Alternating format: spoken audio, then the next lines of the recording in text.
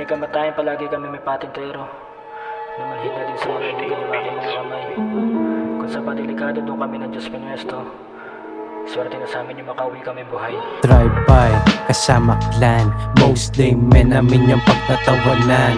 Bitch that bitch, iniiwan ng luwaan. Frats that snitch, aking pagtatadyakan.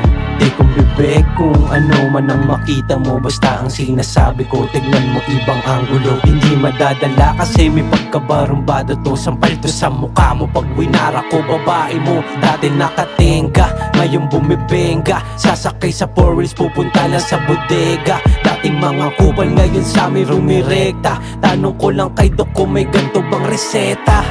Yeah, di na rin para makipagtalo pa. Kung usapang rap, automatic kayang sumabay. O pangalan na hanapin kahit di mo ilagay. Kayang kumonekta kahit di na kami maglagay. Alam mo na mabigat, di lang basta may aray. Sensitibo mga bagay, kaya wag kang mag-ingay. Hindi na bago yung galawan, mas lalong ginalingan. At kung paano lang yung una, binalik ko sa lahat. Kaya nagulat ka, mamulat ka, di nakakabaka, dinaan ng lungsod. Marami sa amin nang nangangapa. Di ka na magtataka, pangalan palaganap na pag kami kumasa lahat yan sa amin ay makakanap. With the bligi paglabas ko ng street, amoy mo yung aroma kahit di pa humihits. Bilang bitch pinutukan pati ng mga stitch. Pangalan ko sasambitin kapag usapan yung IV. Sagad kasamaan lagpas bangali mandaan. Bakit ako magtitino, pwede naman yung dagdagan. Kung ako makasagupa, tutumbakan duguan. Pag ako makasalubong, iiwasan sa daan. Hindi pa ako tapos, meron pa akong mga lines. Ako ang bago na disenyo, pinaplano mga crime. Nakakatawa ba? Sige ituring mo na vines.